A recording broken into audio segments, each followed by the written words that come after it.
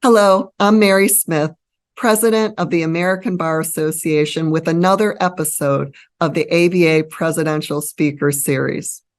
Under the theme, Lifting Our Voices, Charting the Future, these fireside chats spotlight trailblazers shaping our collective future, inspiring thought, and fostering understanding of pressing global issues. I'm excited to present today's special Hispanic Heritage Month program featuring the iconic labor leader and activist Dolores Huerta, co-founder of the United Farm Workers Association and president of the Dolores Huerta Foundation. Today's conversation will be moderated by Reverend Miguel Bustos, the Episcopal Church's Manager for Racial Reconciliation and Justice for the U.S. and Latin America. Welcome, Dolores Huerta and Reverend Bustos. Mary, thank you so much for that introduction and also for the opportunity to be here with one of my sheroes, Dolores Huerta. Dolores, is such a great pleasure to have you and to be with you, to sort of just get your golden nuggets of wisdom as we try to sort of impart that wisdom to lawyers and inspiring lawyers across this country. But I just want to start with something that's actually top of mind and current as we are sitting here talking about things, and that's the recent violence between Israel and Gaza. Dolores, what are your thoughts on what's happening and how can we resolve some of this conflict? What's happening right now is actually the result of many years in the making, you might say. And, we're celebrating Hispanic Heritage Month, and sometimes people forget that our United States of America took 50% of Mexico, after the Mexican-American War. And I guess the reason that we have to have Hispanic Heritage Month is because we know that there has been a lot of discrimination against people from Mexico and other Latinos, and our indigenous population also, which was kind of wiped out in a genocide after these lands were taken from Mexico. And I think it's important for people to know that because then it also it describes why we do have so much discrimination against people from Mexico, no? And so you have kind of the same situation that happened there in Palestine when the land of Israel was formed. And we understand why, because of the terrible genocide that happened also against the Jewish people in Germany. And so it was actually something that needed to be done by the United Nations. But it was never resolved with the Palestinians who lost their land, to form the Jewish nation. And when you think that our government funds both sides, we give money to Israel, we give money to Palestine, and you would think that we would have a very good reason to be able to, we would have the power to be able to resolve the differences. But the other thing too is that the Palestinians are what they call the Jews of the Arab world, because they are much more liberal. They're business people, and somehow to see that that discrimination that has been manifested against the Palestinians. But I think that what happened here is so horrific, and it would seem that with all of our intelligence and our diplomatic power, and we probably needed more attorneys at the table, when all of this was being negotiated. And so, but we just have to keep praying and hoping that we could stop these conflicts. And, going back to the teachings of Mahatma Gandhi about nonviolence, and I wish the Palestinians would have tried to resolve their differences through nonviolence instead of using the kind of terror that's been inflicted upon the Israelites. Yeah, it's a sad situation, and you're right. We need to hope and pray that there are people with lots of wisdom that believe in nonviolence could come to the table at some time because there's too much pain. And even as we look to closer to home here in the United States, there are strikes going out. happening as we speak. We have the hospitality and we have the auto workers on strike, and they're doing it nonviolently, which is great. How do you see this strike with the hospitality workers and auto workers? Do you consider this a significant chapter in labor history because it's all happening at once? And how do you think these drivers only promote the movement even more so?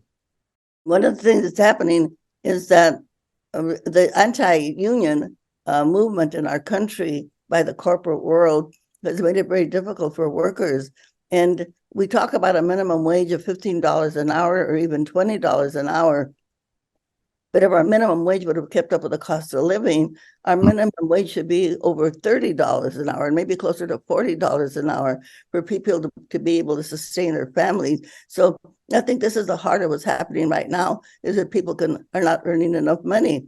And of course, actually, when they have labor unions and they are able to come together and work in a collective fashion through strikes and boycotts and other methods to be able to get the type of earnings and benefits that they deserve for the work that they do, because they're the ones that produce the goods that the corporate world or the corporate business people, that they're able to make all of their millions of dollars. It's the workers that make the products.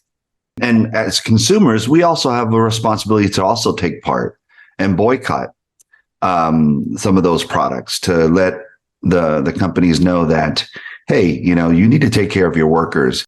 You and Cesar Chavez, of course, were part of a major boycott. But before we get to the farm worker boycott, I want to get a sense from you. You were a teacher. You were teaching in classrooms. And what initially motivated you to be an advocate for the farm workers? Well, because I could see the terrible conditions that they were living in, that they were working under. And I was very fortunate to have learned how to organize from someone that you knew, the great Fred Ross Sr., who taught Cesar how to organize. And when I realized, and by the way, I have to say this to everyone, when I found out that the way that we make changes is by just bringing people together and taking collective action, and that the power was in the people. I mean, that to me was like finding the pot at the end of the rainbow. This is how you do it, with people just coming together, and taking direct action and getting people to vote and to elect good people, representatives in our legislature or city councils. I mean, this is like democracy, but democracy 101. But I thought, oh, wow, and this is so simple, but yet so hard. Because to make people understand that they have the power within themselves to make the changes that need to be made in our society. I mean, that was amazing. And so I wanted to use that power of getting the farm workers together, to teaching them so that they could understand that they could make the difference. And it worked. Yeah, indeed it did. And it worked in a powerful way that really sent the message to the rest of the world that coming together, you can make a difference, even to those who they said could not be organized, and you did it. Exactly. And we thank God you did. Now, you and Cesar didn't always agree on the focus of the movement, but you found some commonalities and you still forged ahead. How did you work together to manage these conflicts that you may have had, or differences in building the movement? Well, I think we were in agreement on what had to be done. The farmers had to be organized. And so our goals were, we never varied on the goal. What we differed sometimes is on tactics, and on some of the methods. For instance, I'll give you a couple of examples. Cesar wanted to boycott potatoes, okay? And I told Cesar, I said, when people think of potatoes, they don't think of California, they think of Idaho, okay? And so I was able to convince him to switch the boycott from potatoes to grapes. And California is the biggest producer of grapes in the United States of America. And so then he agreed with me to change that. Another thing, and I call this the feminist view, as against the macho man view. So I directed the Great Boycott from Chicago, Chicago all the way to New York, okay, and all of the eastern part of the country. And Cesar ran the boycott on the west side, and he took on Safeway. Well, he took on the biggest chain, So what I did in New York, I took on the smaller chains, right? Okay, and the independent stores, we got them cleaner grapes, and then we kind of worked up our way up to the bigger chains.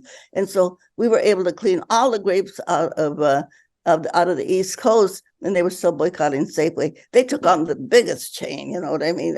And so then I had to come back to California and out of San Francisco, then ran the boycott on the West Coast. And of course, then we won.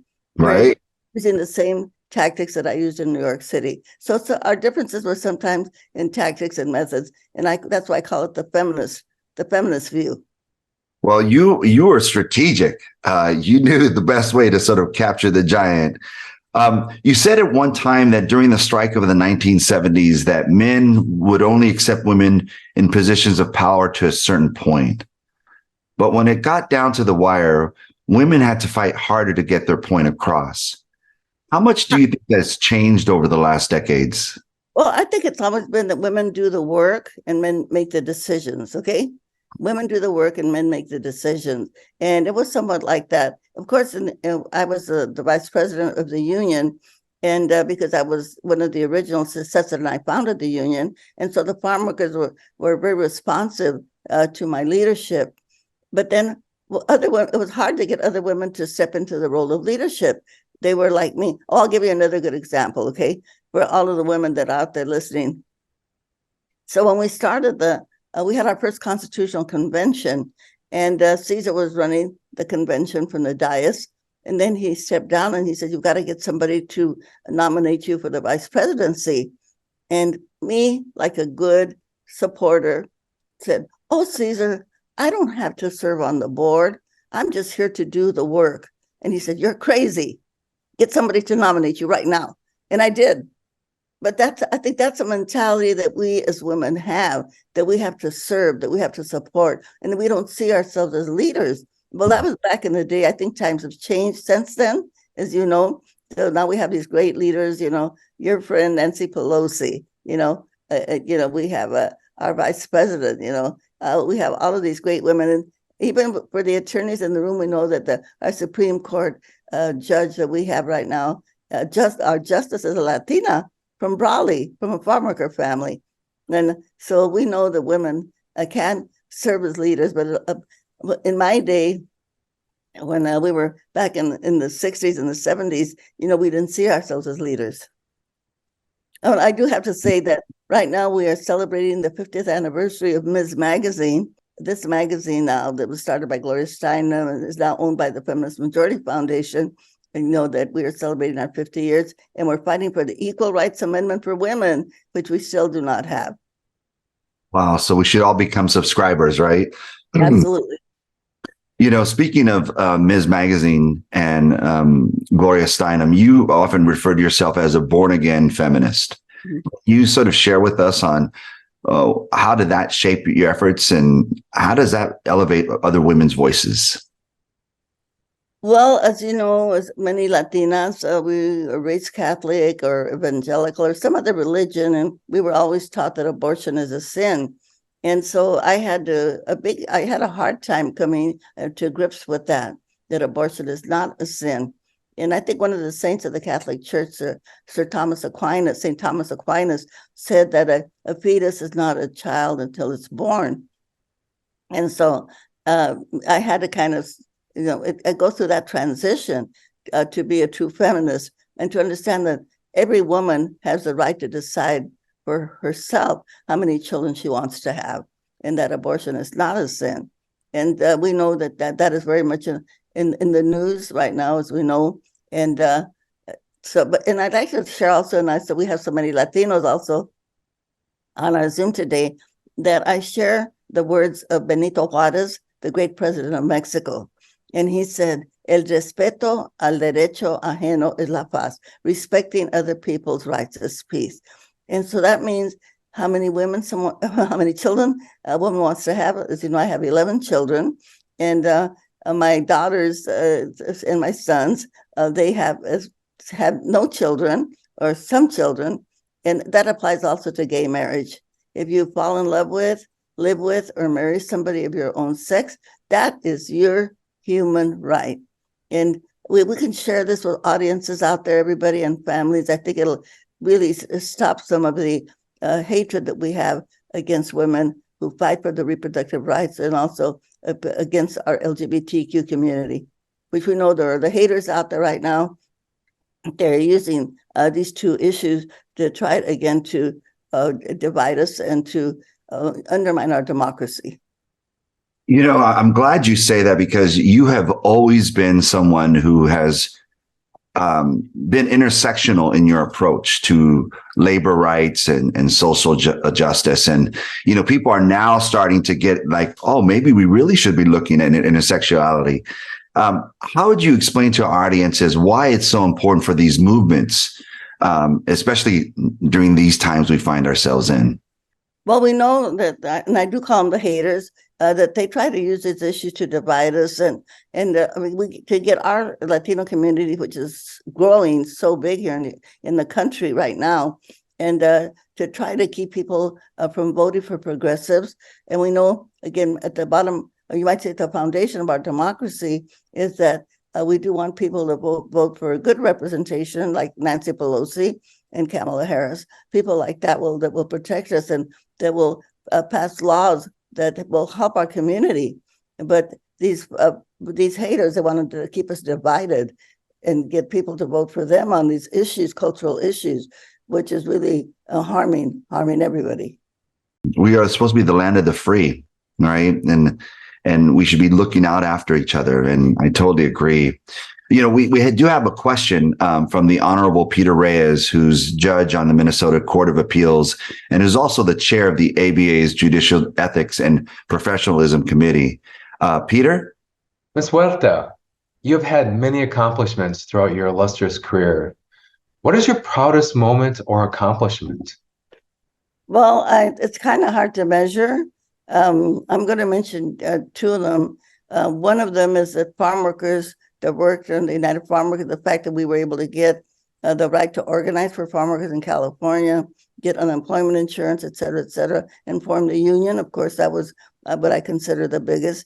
But at the same time, I like to refer to the Amnesty Bill of 1986, where we were able to get hundreds of thousands of people their legal status in the United States of America. And for those that don't remember, it was actually Senator Ted Kennedy, Schumer, who is now the head of the Senate, Howard Berman from California, and Peter Rodino from New Jersey that were the main factors that passed that legislation. And a lot of people give Ronald Reagan the credit, but he just signed it. But it was actually the Democrats that pushed that. And I worked that bill through the Congress to make sure that it happened. So I kind of consider that one because it was kind of the biggest. Now, today, if we look at sort of legislative reforms, what reforms do you find that are really important and imperative to advancing worker rights to protect vulnerable populations? Well, there are so many things. And so I know that our audience are attorneys and judges. And, you know, there are things that we need to really look at in to keep our democracy. One of them that we need to address is public financing for elections. As long as politicians have to depend on money to be able to get elected, we always have the problem again of getting progressive people that are not wealthy elected to public office. So that was one thing. The other thing is an example right now where our gas prices are going to the roof, gasoline prices, and people blame the president. And, you know, people don't understand that in our capitalistic system that we have, that we cannot govern the economy. I mean, none of us have any control over the gasoline prices. It's all up to the oil companies, the petroleum companies that control, you know, the prices of gas. And the same thing happens to other products. You know, our government has no way to be able to control anything. So people blame the government, but the President Biden, he can't stop the oil companies from raising their prices. So we have a big dilemma. And if we want to have a country where our riches that we have, the richest country in the world, the United States of America, but we have a system where people cannot share the wealth of our country. And we have 90% of the wealth that we have in the United States is owned by 10% of the wealthy corporations and the wealthy families. So this system is it can't continue, and the visible ramifications of this are all the homeless people that we see on the street. It's very, very visible, and it's something that we have to start challenging and thinking about what are we going to do to change the system that we have. And one would think that at this stage of our humanity, because with all of the wisdom that we have and all of the intelligence and devices, that somehow we would be able to solve these issues of having this economic, you might say, dilemma that we have. As a global community, also, we should be able to share what we have. So there should be no reason to have any wars. I mean, corporations, they share goods all over. They ship goods back and forth all over the world. Money is transferred everywhere, but then people cannot migrate. We have many immigrants that are dying right now, but they're coming, across different seas or land or whatever to try to get a better world for themselves. So these are, I think, big questions that we have to look at. You're right. They are huge questions, and I think the future of our populations and our people and our environment are actually at stake in trying to solve some of these answers for these questions. But how can the law and lawyers aid in understanding some of these things? What can lawyers do to advance some of these major movements of the environment, of fighting against poverty, of justice?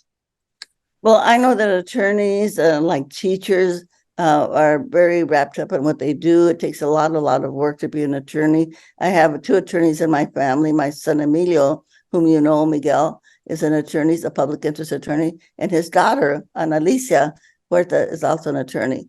And it's very hard for them to do all of the work that they do and yet still get involved in civic life. That takes a toll. But I think that's what we need. We need more attorneys to get involved in civic life and be out there with the rest of us, be the rest of us out there doing the work that we need to get good people elected and to change the laws, do the advocacy that we need so that we can get some of these laws passed, like public campaign financing. I think that would be one big step. And I'm sure with all of the brain power that we have and experience that attorneys have, that we can come up with some real I might say permanent solutions to move our country forward. We have another question from Luis Lopez, who is the chair of the ABA Commission on Hispanic Legal Rights and Responsibilities. Luis? As the proud son of Mexican immigrant parents, I've witnessed firsthand the discrimination and hardships faced by Latinos in the workplace. What keeps you motivated to fight day in and day out for vulnerable populations? And how can I and others in the ABA's Commission on Hispanic Legal Rights and Responsibilities help play a role in these efforts? Well, I would say taking a leadership role in the community would be very important.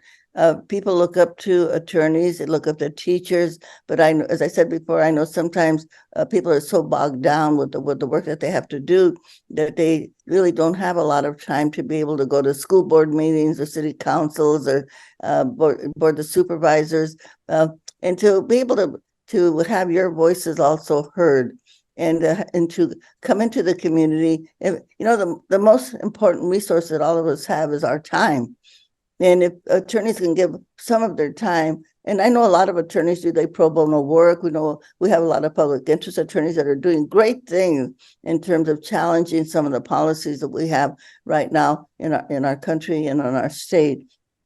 But sometimes we can name who they are. But if all attorneys could do that, because you have so much leadership, and if you could lend that leadership that you have there to the community, I think that would be really awesome. Dolores, you talk about giving up your time, and you are probably one of the hardest working person I know on this planet. You are constantly traveling. You are constantly talking to people, educating folks, inspiring people, and you're doing something else that is super important. Is you're opening the Dolores Huerta Peace and Justice Culture Center. to foster youth leadership. What strategies have you found that are most successful engaging young people? Well, I giving them lessons in history, and I love to quote Cesar Chavez on one thing. And Cesar said to students, he would say, when you go to school, you learn about history, you read history, you talk about it, you write about history, but when you become an activist, you make history.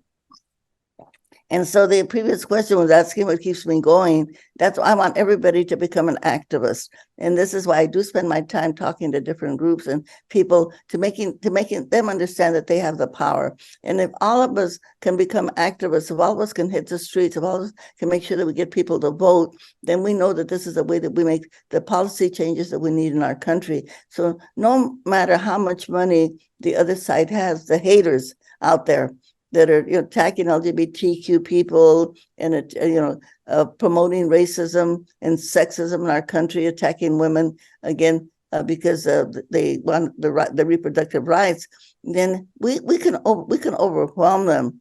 And especially with our Latino community, our population is growing so big. Even in places like Oklahoma, I think we have a couple of 100,000 people there in Oklahoma, North Carolina, 400,000 in North Carolina, New York State. And yet our Latino population doesn't understand that their voting roles are very important to keep democracy alive in our country. And right now we are at this precipice, you might say, where fascism is taking over the United States of America. And we just saw what happened in the Congress of the United States. I mean, and we saw what happened on January 6th. When we see that this is happening at the highest levels of our country, if we got together to figure out how they could destroy the election system in our country, this is something that is so scary. And so this is why all of us have to then get out there and we have to lend our voice and we have to start speaking up for democracy and promoting democracy. And the way that you save democracy is simple, just by getting people out there and getting them to vote. In Texas right now, Latinos are over 50% of the country, yet you have these terrible things that are happening, like the people of Uvalde, Texas, that went to Austin, went to the legislature, just asking for a bill that they could raise the age of people to get firearms to 21. And here you had the NRA showing up with rifles and guns right there in the state legislature, which they can do in Texas, right? And yet they could not get them to even make that change in the policy for guns. Just raise the age to 21. I mean, to me, that is such a shocking example of why we need, to be able to organize and get people to vote. So this is what keeps me going. And I think this is the basic fundamental thing that we have to do. All of us have to do is get out there. I say to people often, what would we have done in Nazi Germany when Hitler was coming to power? Would we have, folded our hands and just watched, we're just going to watch and see what happens? No, we would have engaged. And that's what we have to do right now in the United States. We have to engage. Engagement is the key, Dolores. And that's something that you have always encouraged everybody. Those that didn't believe in themselves, you said you can engage and you can make a difference. And I think those words ring true today. We have another question, a final question from Daniel Mateo, who's president of the Hispanic National Bar Association. Daniel? We have a number of young Latino nonprofit and community leaders coming up through the ranks. What advice would you have for us so that we can all be more effective in our advocacy efforts? Well, number one, recruit other people to join you. We have to make our movement larger and greater. People that normally don't think of engaging. I think that's the one thing that we can do. Make sure that we find out, that we stay informed of what's happening in the state legislature, what's happening in the Congress. If we can just expand our ranks, but is what we have to do. Bring more people in to help them actually develop their leadership that they need to develop. This is a way that we do it, is just by, making more of us, duplicating ourselves so that we can do the work, and then engage with your local politicians. People often don't think of school boards, but right now in our school boards, with the Dolores Huerta Foundation, this is what we do. I have to do say, we go to school board meetings. We organize the parents, we organize the student. We had to sue our high school district because they had expelled 2,500 kids of color in 1 year. Find out what's happening in your community.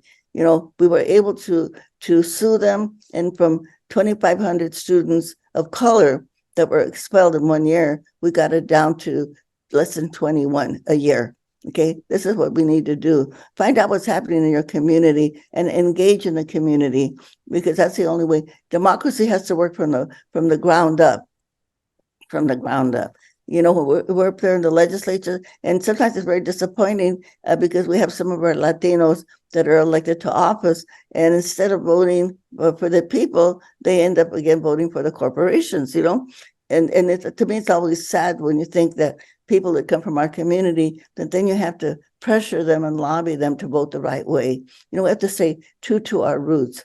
The other thing I do want to say before we end our session here is that all of us have to fight racism. And Miguel knows that I share this every time I speak, just to remind everybody that we are all one people. We're all Homo sapien on planet Earth, that we all came from Africa. And so we are all Africans of different shades and colors. And we have to say that because we know that we have colorism even in our own Latino community, because we want to celebrate people that are of lighter skin. And we have to do just the opposite. We have to celebrate our indigenous roots, and the darker, the better. Amen to that. Yes. Dolores, if people want to get or find out more about the Dolores Huerta Foundation, how can they do that? Well, we have a website, DoloresHuerta.org. It's really easy to go to our website. And we have done, we're still working very hard.